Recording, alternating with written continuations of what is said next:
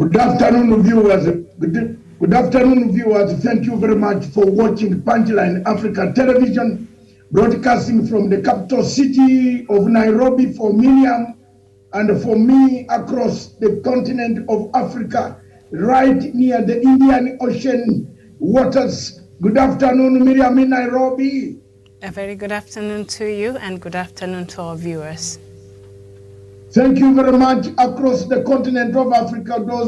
I hope you had a good weekend. My weekend was fantastic, except that it was spoiled last night with the match between Liverpool and AC Milan. Sorry, between Liverpool and Real Madrid. For the last 46 years, I've been a fan of Liverpool. Yesterday, we didn't play any good football, but that is what it is in competition. Competition, the basic competition, well-organized competition, not the type of elections that we have in Africa. Today, Miriam will just go straight to the headlines. We have one topic. This one topic cuts across the entire African continent, and that topic is electoral institutions, electoral bodies. Are they the menace? Are they the chaos? Do they create conflict? Do they create bloodshed on African continent? What can we do as Africans to change this notion of having a free and fair election? Why do electoral commissions in Africa, Miriam, change goalposts? We have so many goalposts, especially the one of Kenya. Is changing goalposts every minute. It is giving extensions. It is giving so many things that can lead to an election. Kenyans have paid 40 billion. 40 billion, and more is needed. Are you not worried as a Kenyan? So many loopholes. The whole election is muddled with so many statements coming from different mouths. Each mouth, the DPP says this, the court says this, the Chief Justice says this. Now the DCI has said that they will not investigate any case except. So where did we go wrong, Miriam? Where did we go wrong? Is it the Constitution? The framers of the Constitution, did they see these loopholes? Later on we shall be joined with very many people. It's a total confusion, surely. And it is not very bad in Africa to be on record like a Philippa. People were saying, we wish we had taken the advice of Paul. Paul wrote a letter to Philippa people, warning them of the circumstances of persecution, how they will be persecuted by the people coming, by the Roman Empire, but they should not give up hope. The same I'm writing, I'm not Paul, but I'm just put figuratively saying, I am writing to the people of Philippa. This one is not well arranged. Today, the IEBC says Kalonzo has a letter. Yesterday, the IEBC said he had no letter. The other day, he said he was not on the ballot. The registrar of political parties says Kalonzo is in Azimio. Another one says this is that, that is this is that. Is there an election for Rio in Kenya? The electoral body says we shall clear you, bring your papers. We are happy they have cleared from 50 to 50 candidates to 16. That is something that we love. That is something that we like. That is something that Kenyans are happy about. But still the number is huge. 16. And then 16 MCAs. When I wrote this article about Kenyans, can you hear me on this? Several candidates, several Kenyans, independent candidates have come out and said, David, what we are going through with IEBC is like a nightmare that you better go to hell first and then come back. You are asked to look for 48,000. You don't have even the funding. The IEBC has outlawed already, Miriam. It has outlawed fundraising. You don't have any fundraising, any money. You can't fundraise. You have to collect 48,000 signatures plus photocopy them. It's photocopy the IDs. How much money is that? 40,000. So there is quite a quagmire, and I think it is better to go head on and say what we have been saying for the last 4 years. Like me, I've been telling Kenyans, if I were a Kenyan, I would not allow Mr. Wafula Chebukati to handle my ballot. And if I'm wrong, August is only 2 months away from here. So 1 day and a half or 2 days, we shall have 2 months left. I bet some of you will say, hey, Matanga, were you right? This one is a disaster. The guy is disastrous. There are so many complaints. There's a lot of mishap. I think he's playing a ball himself. He said, Kalonzo, now 9 o'clock I've extended. These extensions, people are going to catch you. They are going to catch you. You don't have the power to extend beyond the dates. You did not consult people. People will go back to court and outlaw you. He hasn't explained the court. For the first time in the Constitution of Republic of Kenya, Miriam, a sitting deputy president is seeking a position. Nobody has told us how that should be conducted, Miriam. A sitting deputy will be the post equivalent to the president.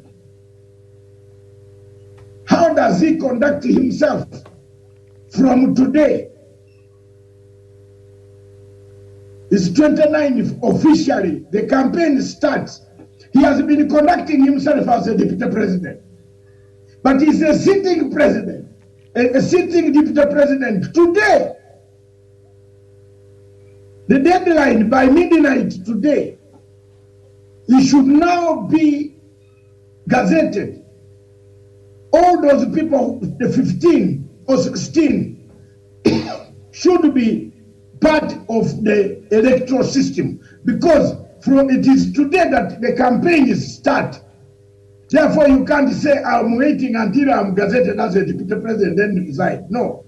As a running mate. No. You are already officially campaigning from today. The first candidates for screening have just finished. One of them has just finished. The second one is going in. It's already an official campaign period. From now up to 2 days before the elections, the campaigns will go on officially. So is Ruto going to use security, cooks, the current house to meet the delegations, the government? Then if you are telling me that way, what should stop a person who resigned? Why did the people resign their posts in the civil service? Why is it that Mr. Lusaka did not resign and Mr. Muturi did not resign? They continue to draw the salary. They are using this salary to go on the campaign. Thank you very much, viewers. That is my view as far as this situation is concerned. And then we can now look at the rest. Medium, bring us the African news. Thank you. Very well, thank Sorry, you. not African news, the news headlines. Sorry, the headlines on the newspapers. Thank you. That's okay. All right. Thank you so much. So on the Sunday Standard, the main headline, Raila Ruto offers real or gimmicks. Leading presidential contenders are offering top posts in the administrations to leaders to woo specific vote blocks. But leaders could be in for a rude shock as the posts depend on winning and getting requisite members to push through the proposals. The story is on page 9. Kalonzo's a single option as he returns.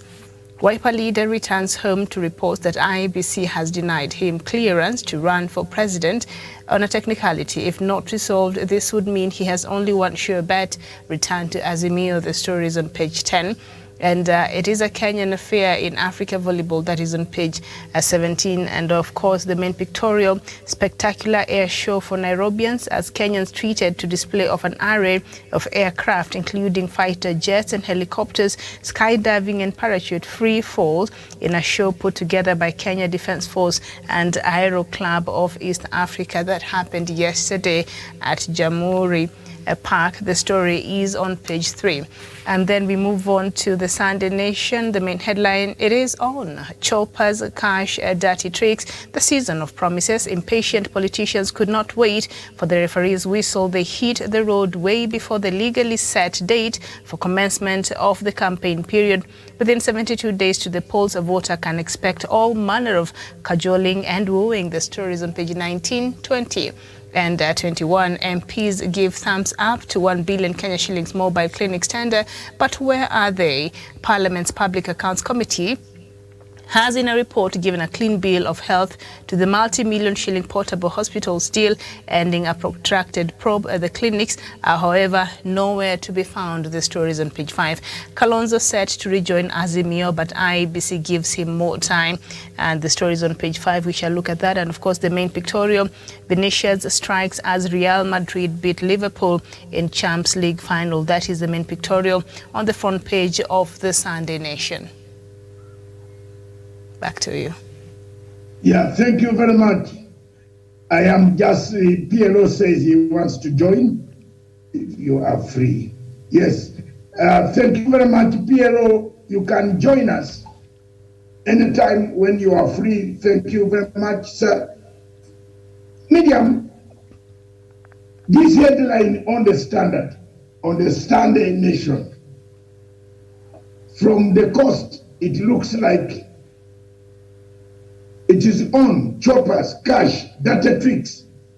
It coincides with our topic of today, the data tricks that IEBC is playing. On Friday, the IEBC told us Kalonzo is not on the ballot. Saturday morning, it says he did not. If a candidate has not qualified by bringing one article, that candidate on that day, on that time, material time, is still qualified. Why is IEBC bending the law? Is it bidding for somebody?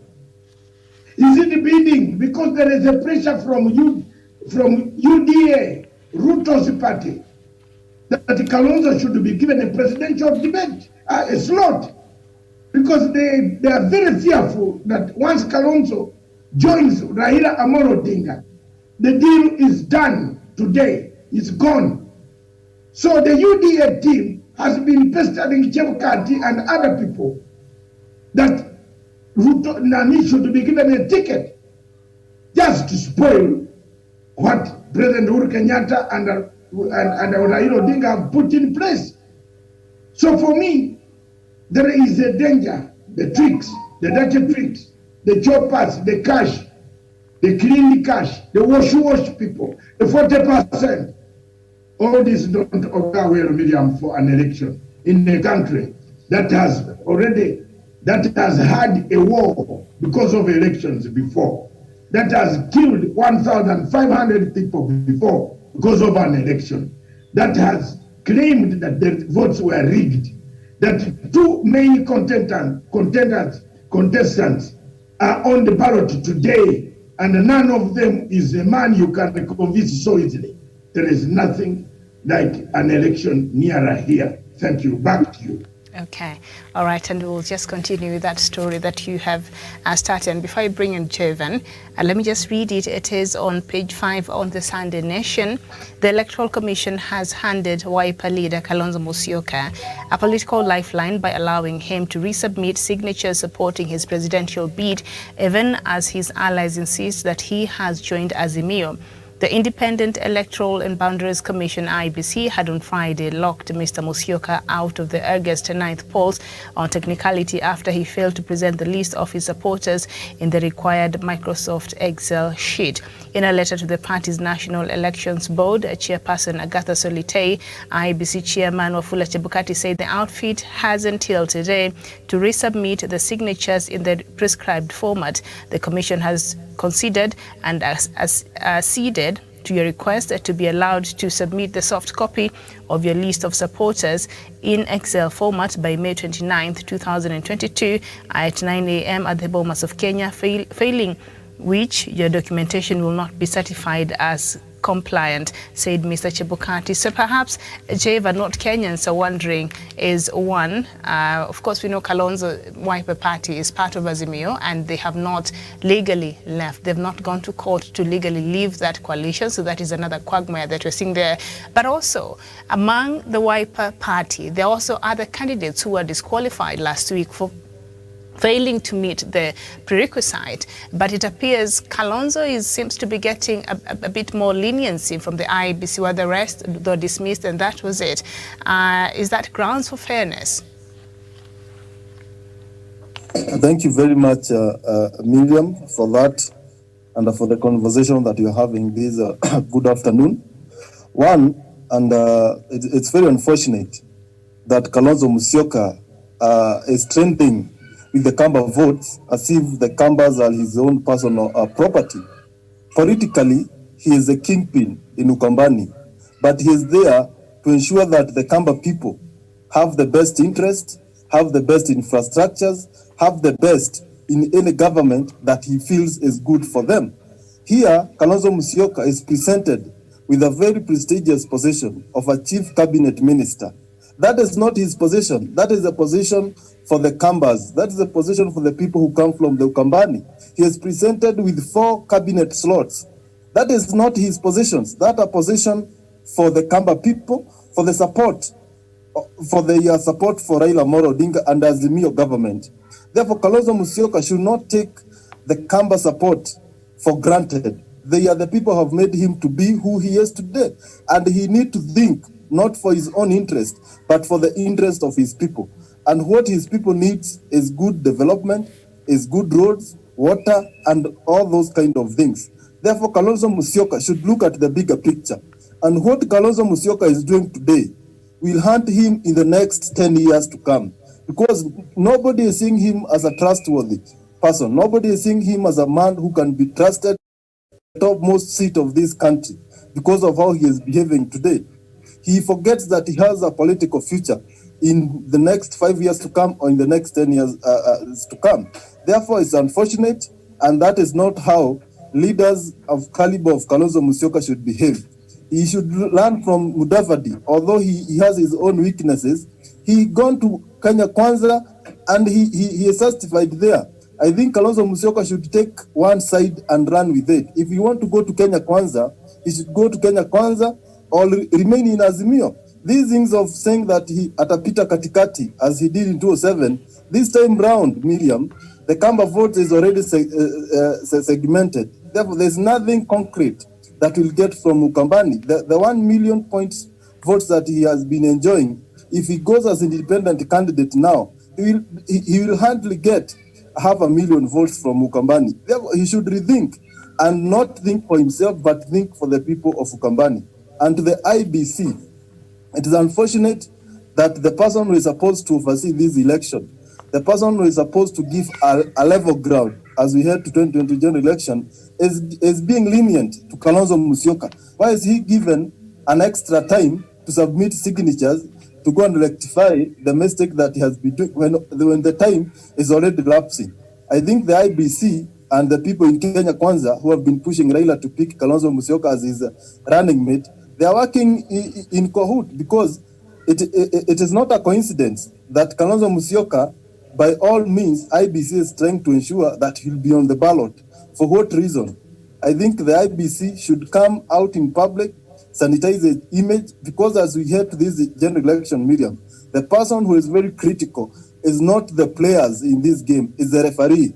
The players will, the outcome, if there will be chaos in this election, it will not be the politicians, it will be IBC who will catalyze the chaos, who will catalyze anything bad that will come in this election, and anything good that will come from this election, the credit will go to the IBC because they have the power, they have the constitution protects them, and they have their office is independent. Therefore, there are people who can guarantee Kenyans free and fair election. But if the way they are conducting these presidential, the way they are doing these presidential shortlisting and so on, if that is the way they will go on as we head to this campaign period, Miriam, I will see other presidential contestants disagreeing with the outcome, and that will be a recipe for chaos, and that is not the route that we want to take this country.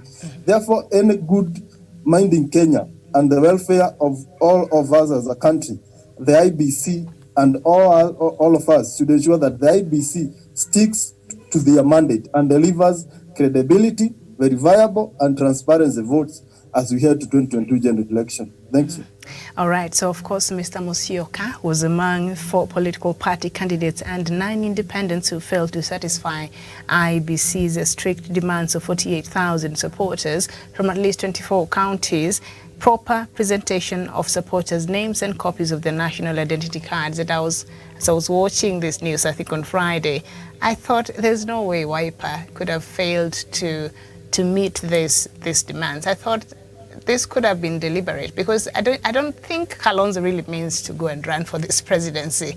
And in the same story, allies of Mr. Musyoka told Sunday Nation that he had settled for the chief minister post that Mr. Odinga had offered him. But of course, he has conditions. Apparently, he has settled. So, Doc, which is which?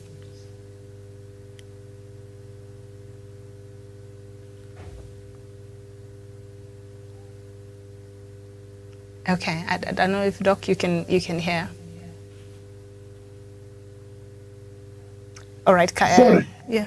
I am saying you are right. Which is which? Which is everybody is asking. Which question is what? Which one? What do you want exactly? What does Kalonzo want? Who is pushing Kalonzo towards dismembering Raila Odinga?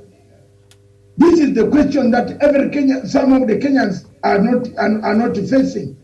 I'm not one of those people who is going to keep quiet. And keep quiet. I speak my mind out. I agree with them. Welcome to the show, Kidi Mwaga. You are welcome. You're a lawyer. At least you'll explain to us some of these things. Let's be very honest. There is someone pushing Kalonzo to disrupt the vote so that Raila Amolo Odinga Azimio does not get the percentage needed. Then when they go on the second round, Kalonzo has double standard of another one to say, okay, I was also on the ballot, I got my votes, now who is the biggest buyer of my Kamba people? People have been turned into commodities.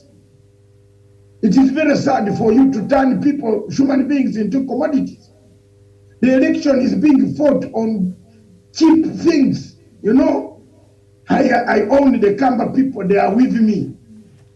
Therefore, use it as a stick and a carrot. The IEBC, there's somebody in the IEBC who is not doing the right thing. And for me, I have told you for the last 4 years, Kenyans, those watching me, those listening to me, I am Paul, a Gentile, preaching to you, the Jews of your country. This country is needed in Africa. Chebukati will spoil your elections. I've told you, you never learned, you never listened to me on many things. They have come to pass. This changes. Any lawyer will tell you, You can't sit as Chebukati and you bend the law when you have technically removed people who came with 20,000 signatures. They were not 48. You have knocked them out. You never gave them a chance to go and look for more signatures. There are some independent candidates, Mr. Karui. Mr. Karui papers were rejected. He's not on the list. Miriam, have you not said that Dr. Jeff Karui is not on the list? And some such people are going to go to court. That's why I'm raising this matter before. People are going to go to court and frustrate. You might not have this election. You might have an election, but there are technicalities. There are grounds for going to the Supreme Court to explain. Another thing that worries me, I am not a common law lawyer. I am an international law lawyer. I handle most of the things that go with the law. And I think Kidi Mwaga will tell us this one. The Constitution of Republic of Kenya, under the article, which is very clear, I've been reading it the whole day. Mwaga, this time you will not manage me on this. The Constitution says, Chapter 7, representation of people. Representation of people. The IEBC has to do the following. The electoral body has to do the following. That is 81, efficient, accurate, accountable manner.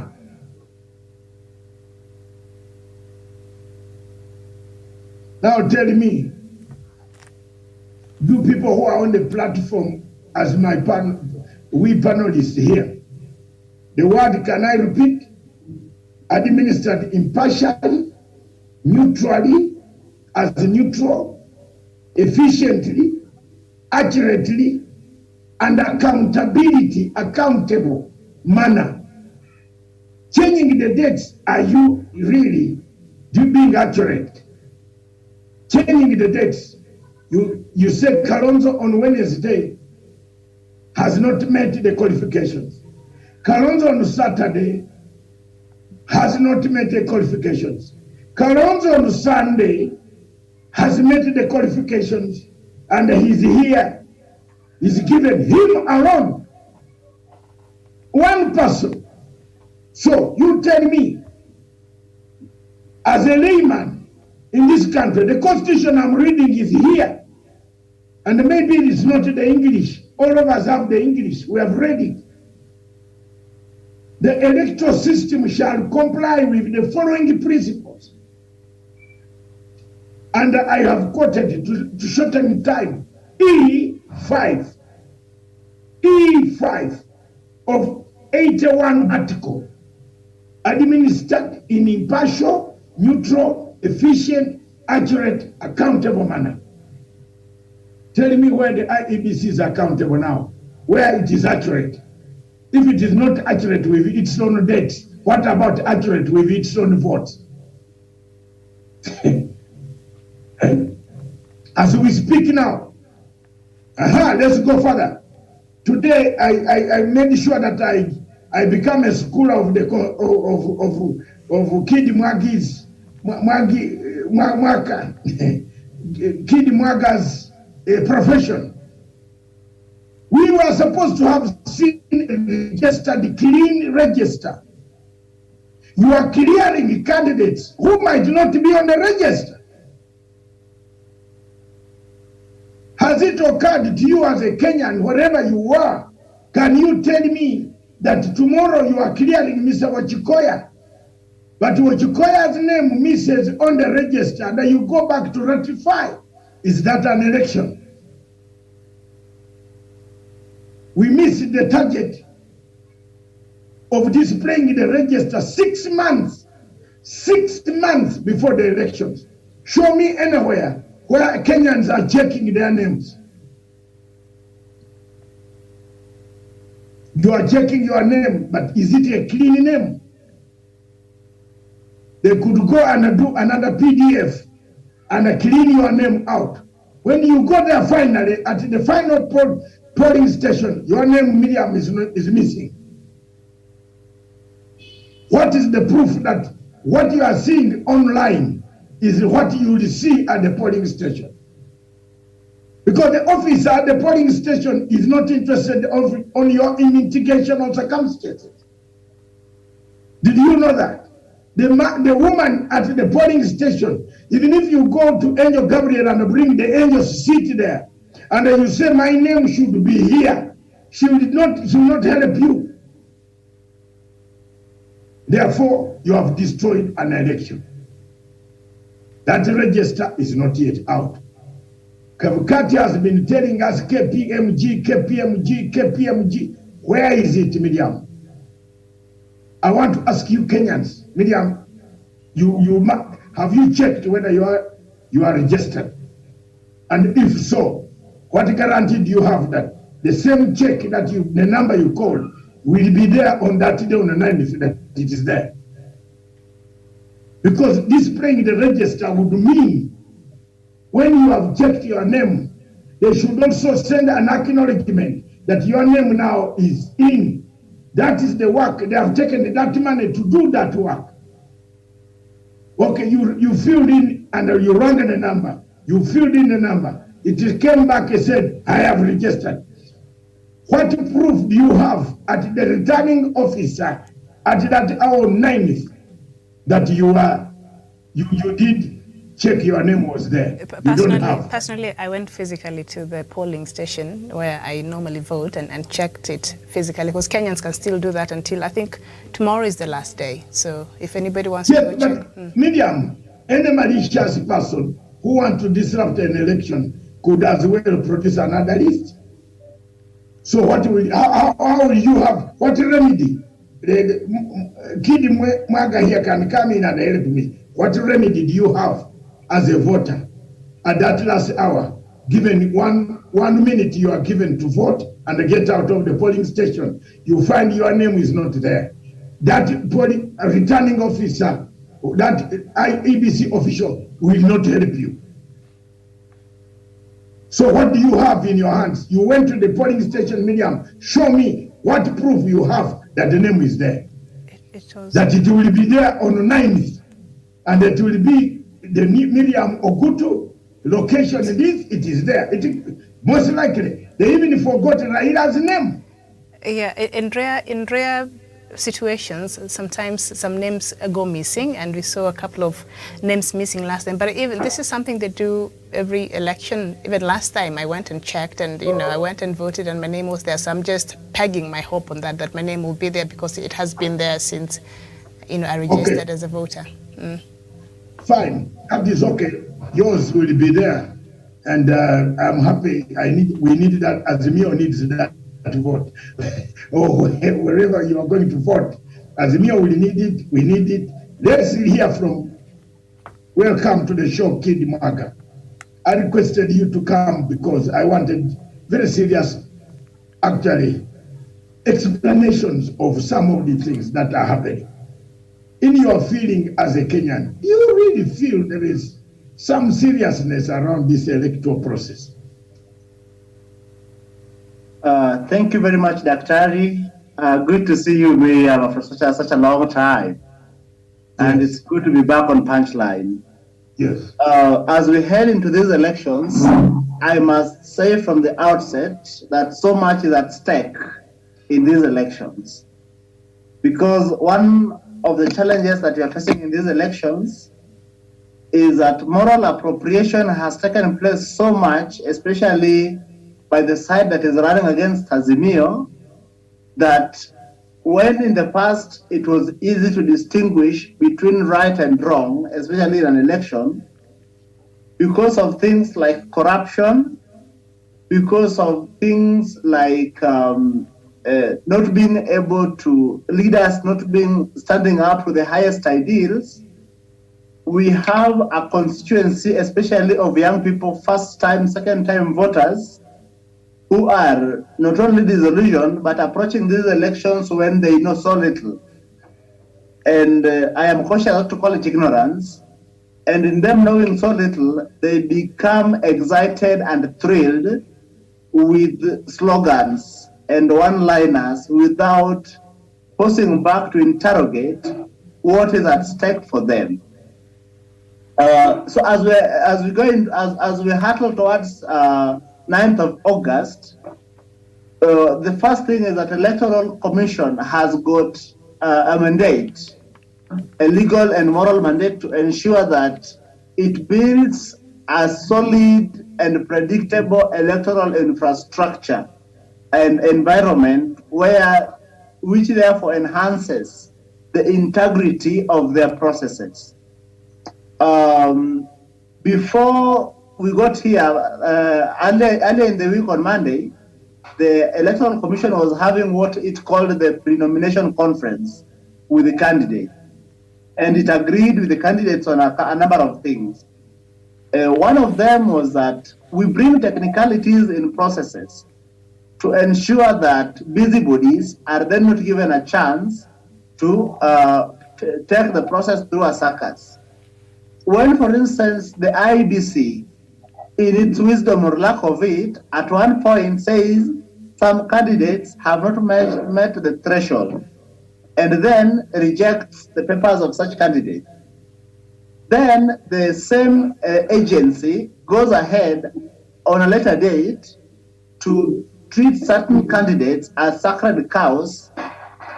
That is in itself a clear indication that the commission that is charged with the mandate of overseeing the elections is not being, predictable. One thing about elections is predictability. The fact that you will know that if a candidate has met this set of criteria, then that candidate is qualified to run. And that if a candidate has not met a certain set of criteria, then technically that should remove a candidate from the race. Because if it were that everyone could run, then we would not have had the need of having the IEBC. As we go, the other thing I want to mention as we head towards the August 9th is that the challenge that the Electoral Commission has had before, that the challenge that the Electoral Commission has not dealt with, question of compliance with orders by the judiciary. Now, when the Commission has consistently failed to comply with certain orders, it was now an opportunity, a golden opportunity for it to demonstrate that it could rise to the elevated position of ensuring that there is adherence to the standards that it has set for itself. So to this extent, the Electoral Commission will therefore have to really demonstrate to the people of Kenya that its preparedness to deal with the August 9th election is beyond reproach. Thank you very much. Thank you very much. Back to Miriam. Javani Karanja, before we send the baton to Miriam, is there anything wrong that you feel, you as a Kenyan? Do you feel there are so many gray areas where people will go to the Supreme Court, even overturn a very good election where you have spent over 40 billion shillings? Do you have that? Yeah, thank you, Dr. David Masanga. And I feel like this election will not be unique from what we have been having from 2013 and 2017, or from 2002, because the election that we have been having previously have been characterized with all sorts of electoral malpractices, rigging, and 2017, even the presidential election was declared null and void, and we are forced to go to an election. Therefore, this election will not be unique, because the same body, the same IBC that was there in 2017 is the same IBC that we have today. The same IBC that was given some directives by our courts to open the servers, to go and rectify the voter register, to clean up the voter register, is still the same IBC that have failed to adhere to what the Supreme Court advised when we had a presidential petition in 2017. Therefore, this is an institution that has done little to ensure that they guarantee Kenyans free and fair election. Therefore, I will not be surprised if as we go to 2022 August polls, that some people will not be satisfied with the electoral results, and that this will be majorly caused or triggered by the failure by the IBC to ensure that they are well prepared, the process is clean, because they have done little to ensure that all this is adhered to. Secondly, when we had the party primaries, we had people complain that the UDA party, they had access to the voter register prior to the nomination dates. You could go there, a registered, for example, you are a registered member of Jubilee, but you could find your name in the register of UDA. Myself, I found my name in the register of the UDA party, and I had to go back and register again as a member of the Jubilee party. Therefore, there are a lot of malpractices. When you look at the system that the IBC have given us to confirm our to confirm whether we are registered voters, there's a SED code that they give to the public. Some people have complained that the details that the IBC has given is not correct from what they have in the voters card. Therefore, all this kind of mix up is what will trigger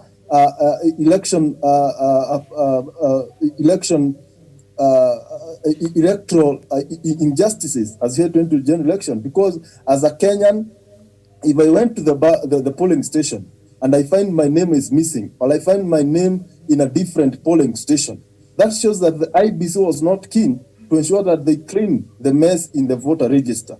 Therefore, a lot needs to be done, and little has been done. Therefore, there will be no different from what we have been having in the previous election.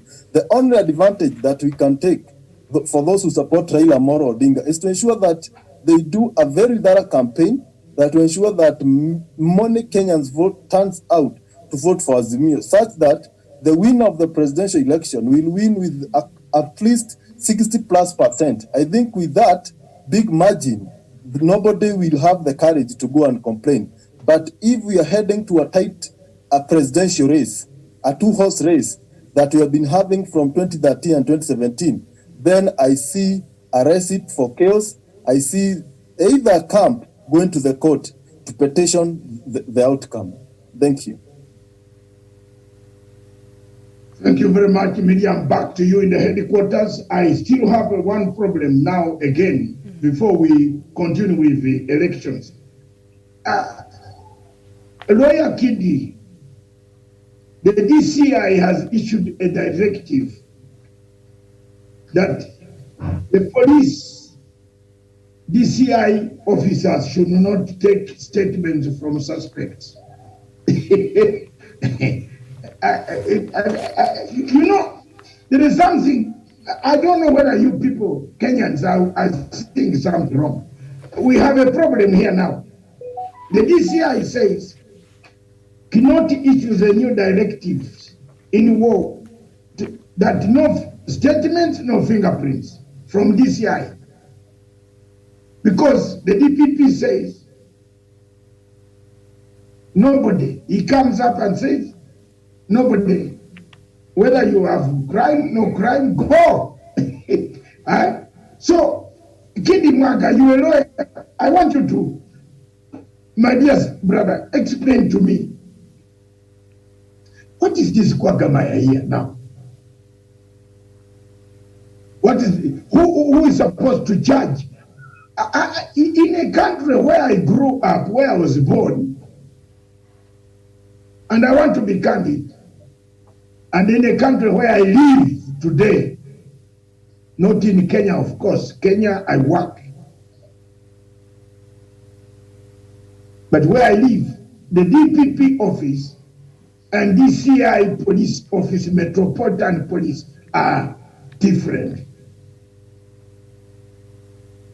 In Uganda, the police arrest you, take your fingerprints, look at the penal code, under which crime you have committed, gather the evidence, go to the scene, bring you all these things, these cartridges spent if it was a gun used to shoot, all this powder put together, send the file to the DPP.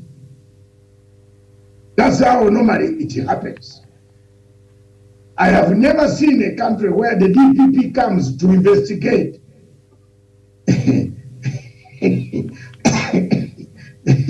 Are you all right? Are we okay here? Me, I don't know much. Because Miriam tried to bring me into this topic some time back, and I tried to run away. But it has come back again because both these gentlemen are my friends. So I don't know where the problem is, but the problem seems to be in normal Commonwealth democracy, in normal Commonwealth jurisdiction. There is always the DPP waits for the file to come from the police, then he takes a decision on the case depending on the evidence collected by the police. That cooperation in the Commonwealth is very clear. But Kenya has set itself another super country in the Commonwealth. Tell me. Thank you very much, Daktari. First, before I comment on anything, let me first say that there are instances where we have had miscommunication by the press. I have not had a chance to look at the directives by the DPP, but let me now therefore speak to the ideal scenario as you've described it. The reason why both the DPP and DCI were set up was that we move away from the tragedy of an investigator being the prosecutor.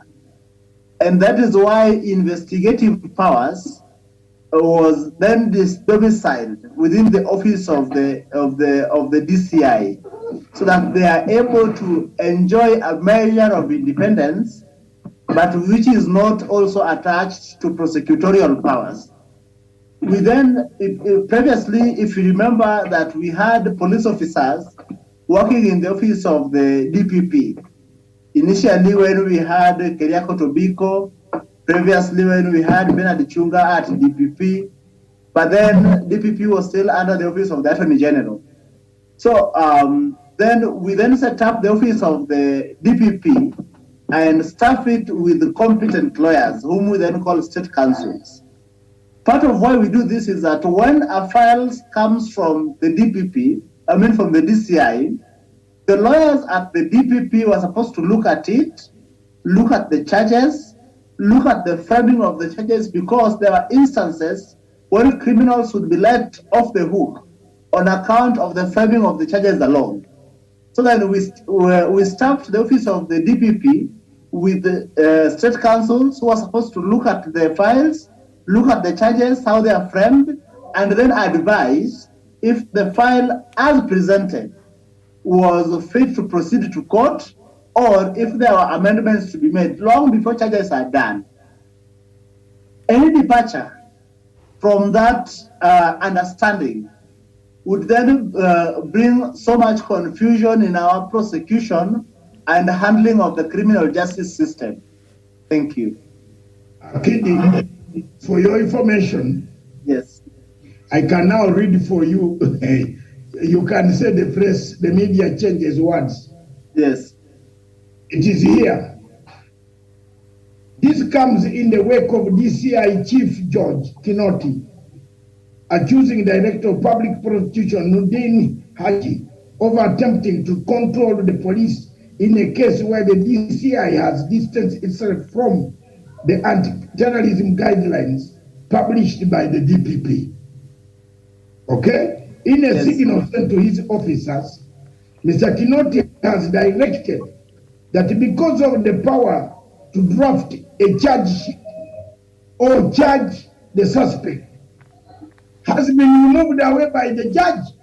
The High Court judge on Friday last week removed those powers from the police. So you can't say the media here, Mr. Kidi, we the media have done anything wrong. We are now going, we all heard Mr. Justice Murima. Is it Murima or somebody? Yes, Murima. Yes, he removed all, he even threw out the case of Humphrey Kariuki of 17 billion tax evasion. Tuambiane ukweli hii kitu. So where we sit now here, Mr. Kidi, educate me like a man who has come from the mountains of Elgon, who doesn't know law, that we are in a mafia state. Because a mafia state where you can be killed and the police cannot come to take your fingerprints. Where the statements cannot come, but is, naturally speaking, the DCI is laid down its equipment. So Miriam, we are at our room. So kama unapigwa hapo, unaenda kwa DCI, Central Police Station, wewe umia, hakuna mtu atakupatia OB uende kwa hospitali. So walk properly on the streets of Nairobi now. As we stand right now, it is the position. The DCI are not taking any fingerprints. They are not taking any statements because Justice Murima said they have nothing to do with collecting statements. So what are they collecting? What is prostitution? What is the procedure to prostitute is the one you have just explained to me. That the police collect your evidence, put you under the section that you are charged with, hold you in a cell for not more than 24 hours, send the file to the DPP. In normal democracies and with people having organized brains, because it looks like there are some people here, we have to talk the truth now. This is becoming too much beyond the level of understanding. Because this Miriam boils back to even the question of the integrity in the IEBC and in the electoral system.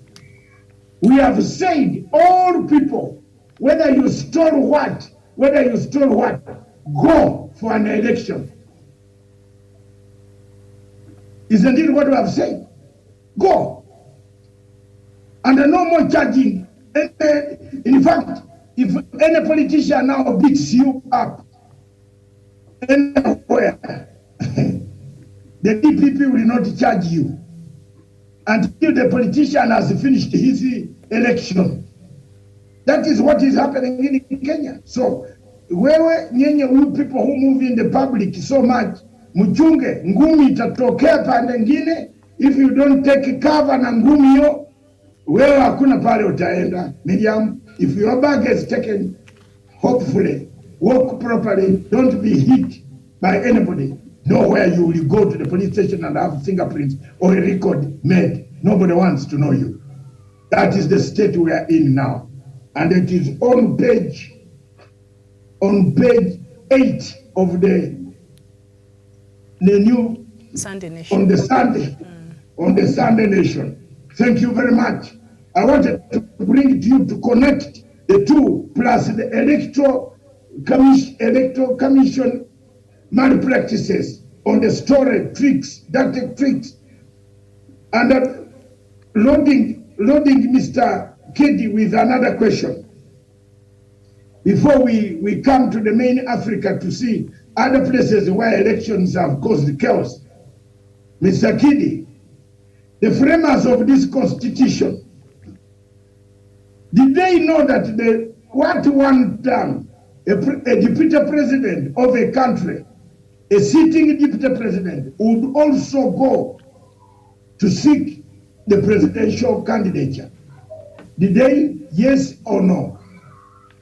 Well, it was certainly difficult for them to anticipate all that would unfold in a political climate while they were drafting the constitution. then they were below the standards of intellectual capacity. I'm sorry to say that. I'm sorry. I've said it, and let me repeat it very nicely. Their capacity intellectually was very shallow. You cannot describe the job description of the Deputy President of the Republic of Kenya, and you fail. There is a lacuna here, and you are a lawyer, boss. There is a lacuna here, and that lacuna is occurring in your electoral system now. That there is a Deputy President to Uhuru Kenyatta who is seeking to run for presidential slot in this election. But at the same time, he has to be there on the final lap when Uhuru Kenyatta is handing over the sword to whoever has won the election. Have you not seen that? Yes. And at the same time, have Karen House as his, have the cooks cook the food as his. The other independent candidate, you remember, has no wife, has no money, has no cook, has no state. No, honestly, has no, there is, now, I am today being very, very radical, and very thinking like, look at this. You told the people to resign, civil servants to resign, and then you left the Deputy President to use the allowances. He's drawing the salary. The framers of the Constitution did not think about that. You are drawing the salary of the Deputy President. You are using these allowances to campaign, to give people in Kirinyaga to put a tent. An independent candidate is not able to put up a tent in Kirinyaga. You are having cooks cooking tea very early in the morning for 200 people who are paid by the government. An independent candidate is not having the time, the space to have 200 people fed at his house. Did we envisage this trouble, Mr. Lawyer? Have I become a very cheeky lawyer this morning? No, you're fine, proceed. Okay, now if you look at those things, you have the Speaker of the National Assembly still drawing the salary of the National Assembly. And he has already declared his stand as the Speaker of the Senate, has said he is going to contest. He is driving the Speaker's car up to the fundraising in Bungoma.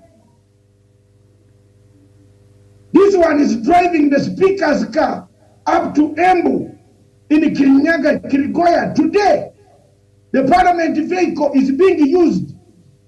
They are standing on top and they are earning allowances. They have the PAs writing their notes who are following them on these rallies. Do we have an election here? I rest my case. Miriam, Karanja, and Akidi, I'm listening. Karanja, go ahead. Kidi. Thank you very much, Miriam. And Daktari is saying something that maybe most of us have never thought about it. But I think for me, this constitution needs to be looked at because if William Ruto have been saying that I cannot resign because I was elected with the same ticket with the president, why should we allow him when the president that they were elected in the same ticket is going for retirement? The same package, one of the package remains behind, contesting to continue being in the presidency. I think if that's the case, and also when you look at the constitution, there's no clear interpretation on the roles of the deputy president. And I think that is why we have been having William Ruto misbehaving, because there's nothing very critical, there's nothing written on paper that we can hold him accountable for. And that is why I've been suggesting that the deputy president, and I was very happy with Raila Amolo Odinga when he gave her running mate, Mother Karua, the position and the Ministry of Justice and Legal Affairs in his government, so that when we look at that structure of government, we'll be able to hold the deputy president accountable. One, for the ministry that he is under her, and that is the Ministry of Legal Affairs. Then, for the duties that the president will designate or delineate for to her. Therefore, I think a lot needs to be done. And I think as we head to this presidential election, deputy president, being not the president of this republic, is having an upper hand. One, there's no clear, there's no boundary that separates his how he will use the public resources and when he uses his own private resources to campaign for this presidential election. One, he might use the government resources to pendle his presidential ambition, as he has been doing for the last 4 years. And I think we are in a very mixed up situation, because there's nothing that stops the deputy president from using his current office, from using the public vehicles to campaign in this general election, and that gives him an upper hand compared to other presidential contestants. And from where I see it, they need to have a fair or a level playground, unless you are the president who is seeking re-election, because as a constitution, the president will hand over to the president who elect. Therefore, if the president is going for the second term, a sitting president, then that one, we cannot really say that the president will relinquish his powers and run for an office. That will leave a vacuum in the country. But for the deputy president, that's something that we can deal with. And I think this upon the members of the parliament and the Kenyans of goodwill, maybe to go for a court of law and seek an interpretation, whether as this campaign starts today, the official campaign starts today, is it lawful for the deputy president to continue using public resources, public amenities to campaign or to pendle his presidential ambition? Because for me, his presidential ambition is a private affair, is not an interest of Kenyans. It will only become an interest of Kenyans when he wins the election. But for now, he is like any other candidate. And I think for that, I agree with Dr. David Masanga that the framers of this constitution, maybe they were not keen. They didn't envisage a situation where a sitting deputy president maybe will be kind of the one that we are having in this current time and moment. Thank you. Okay, all right. Thank you. Kidi.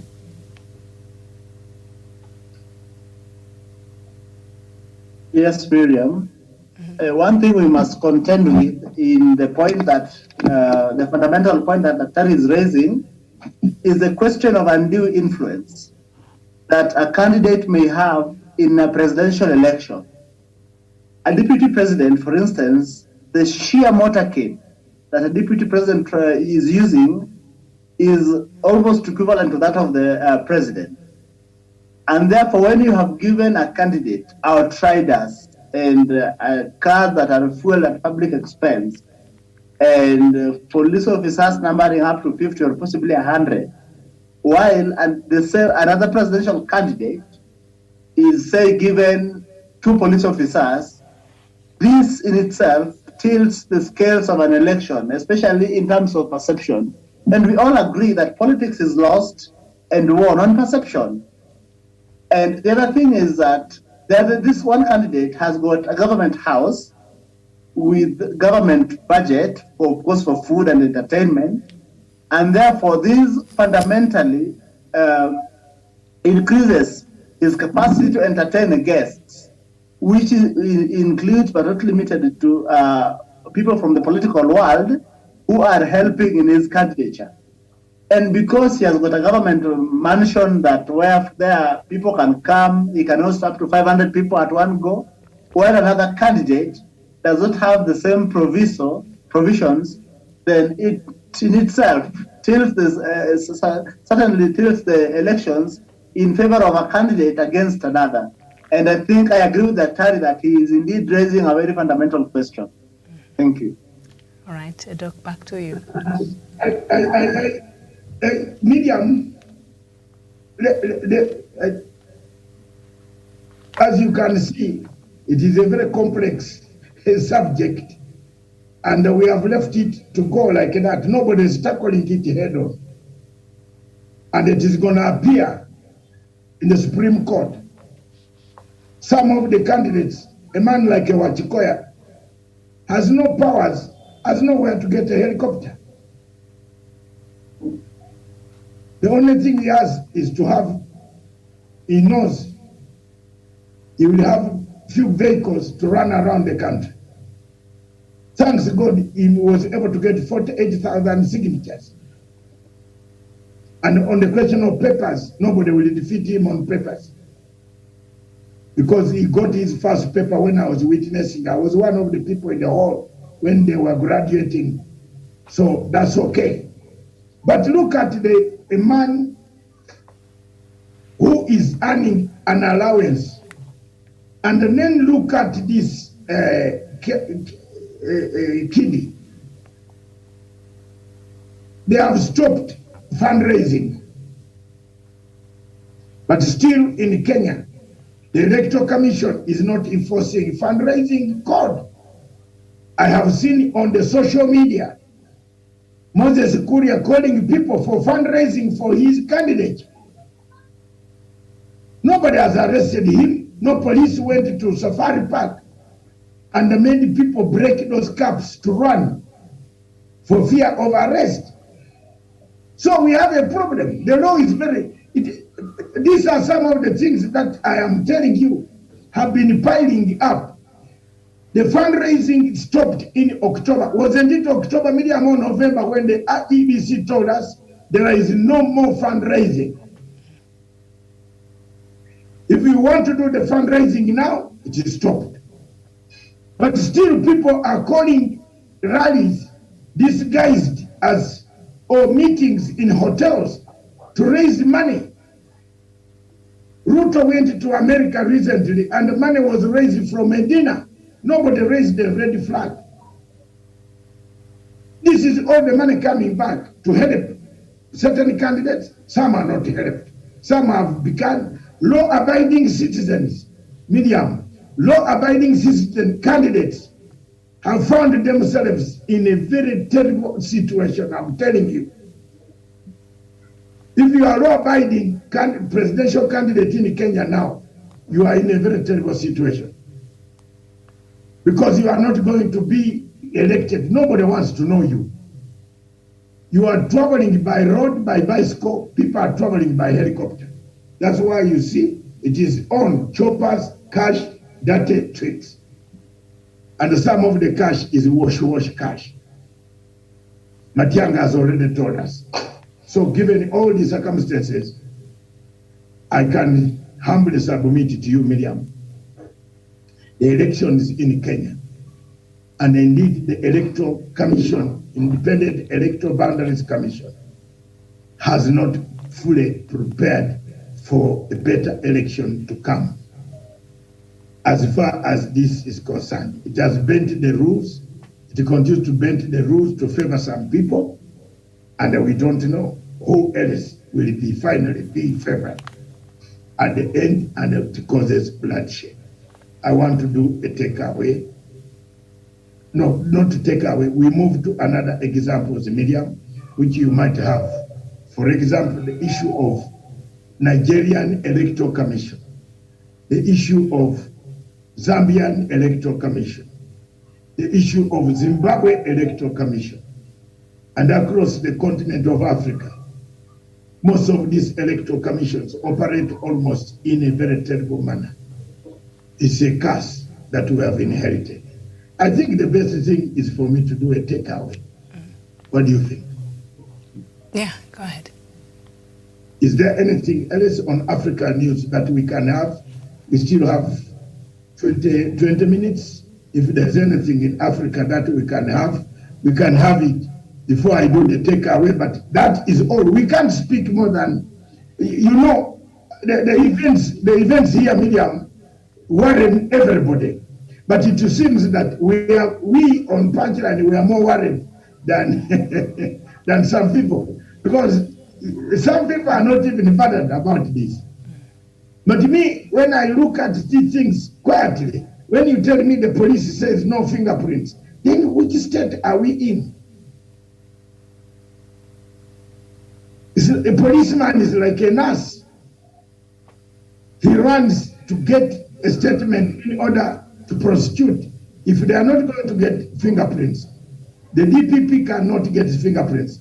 So the ordinary citizens are caught up in the middle. Where do we go from here? If the deputy president is going to run, and we did not put it in the constitution, that in case one is a deputy president and wants to run, we should add an article. I think when Raila wins this election, this constitution, wajiweke kini kabisa, watafute, they get all the lacunas. There's several lacunas here, which need to be broken out and taken out. And I believe that will help and guide the people very peacefully, other than people arguing.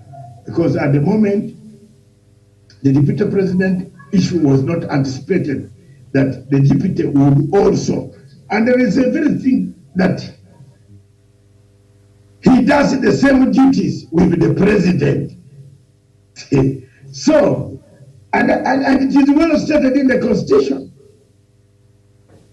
But so the Constitution says he does the duties that he has been assigned by the president. Yeah, go and read further. Read further. If you read, it says, I can read for you, which says the duties, once you have done a full term, when you have done a full term, so if you have done a full term as a president, you don't return. And as you have done, if you have done a full term as a deputy, you don't return to become a deputy. Have you seen? But it goes now to segregate the president and the deputy. That's why you need clarity, Medium. Both of them do a full term of 10 years. But the deputy president cannot come again to deputize another president. So they did not specify what does he do after that, in case he wants to become the president. They should have written what he should do. That's all that is here. I'm not saying the duties cannot be given. The duties are given by the president. Okay, after you have finished, the law in the Constitution itself down here says, don't do any other term if you have done 10 years. Ambiguous. Don't do any other term. I think all in all, the essence is let the Supreme Court come in, give guidance to many Kenyans who might be like me, Matanga, who have not studied much law and much constitutional smell. And when it comes to Kalonzo's behavior, something is smelling, and it's gonna smell, and we shall feel it maybe by tomorrow 2 a.m. to 2 p.m. tomorrow morning. There is someone pushing Kalonzo Miriam towards candidature on the ballot in order to starve Raila Amolo Odinga, the presidency. If I'm wrong, ask me after. If Kalonzo does not join Azimio, and he says tomorrow that he is going to stand as a president, then believe me that I was right. Let's do a takeaway.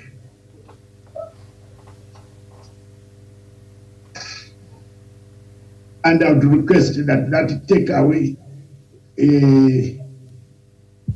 stops when you are doing the video. Just do the video on do the video on. Anyway, I will tell you later. But let's do a takeaway.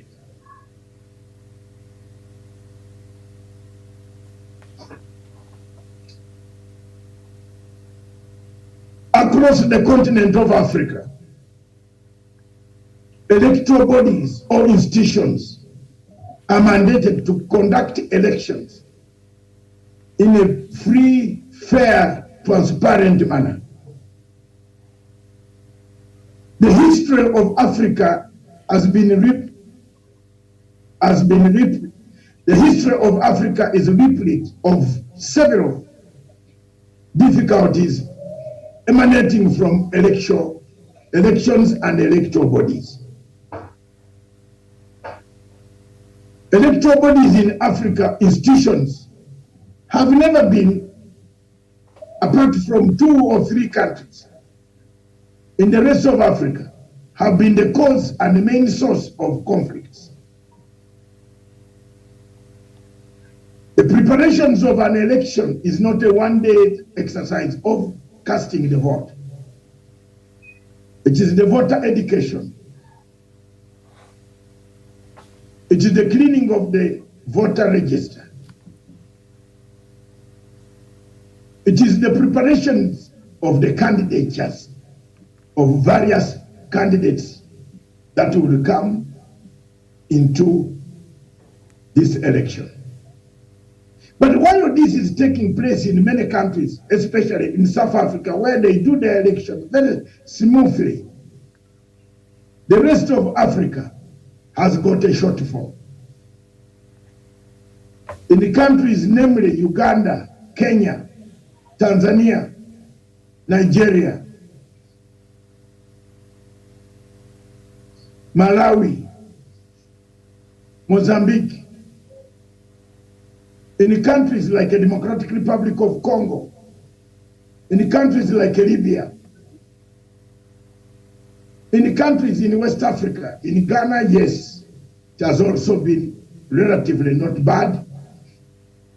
But in most of the countries, in Guinea, some of these countries have had very serious consequences, fights, violence after the announcement of results.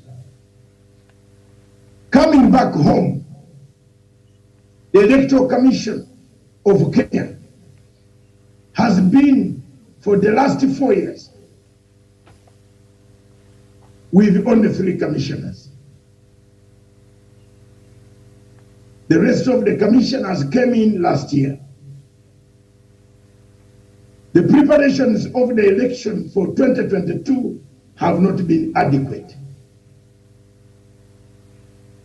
Some shortfalls are beginning to show. Fatigue evaluation exercise is needed.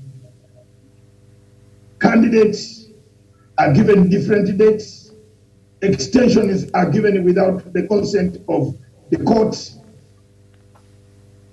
There is likelihood that people will go back to court after the elections have been conducted and disagree and file petitions against the same elections. I therefore maintain that the Kenyans and the Kenyan Independent Electoral Boundaries Commission must stick to the point, must stick to one goal post, not several goal posts, must not change goal posts, which suits the different key players or stakeholders. By the Constitution of the Republic of Kenya, Article 81, they are supposed to conduct a competent, accountable, impartial elections. But if you are going to tell people dates and change dates without going through the court process, it doesn't become competent. Is there a question of incompetence, impartiality? Is there a question of non-accountability that is coming up? What has caused the problem? The malaise in the IEBC. Is it the money? Have they got enough resources? Were there enough resources to be given? Did the government give them enough resources to conduct this? Some of the shortfalls that we see. These questions remain to you, Kenyans. It is up to you to clean your mess the mess can be cleaned. The parliament is still alive. The parliament is still alive. The unfairness within the judicial, unfairness within the electoral systems is beginning to show up daily. Independent electoral candidates cannot have the same privilege like those that have already not resigned from the government. Those with baggages of integrity have been thrown to the IEBC. Is it the role of the IEBC to refuse them? If that is their role, then we wait and see. I thank you very much. God bless you. Very well, and we thank you for watching. Hopefully we'll meet here tomorrow with another show early, 9 a.m. East African time. This has been Africa Showdown. Thank you so much, Jevan Karanja, Kidi Morgan, and of course, Dr. David Matanga. My name is Mira Mogoto. Bye-bye for now.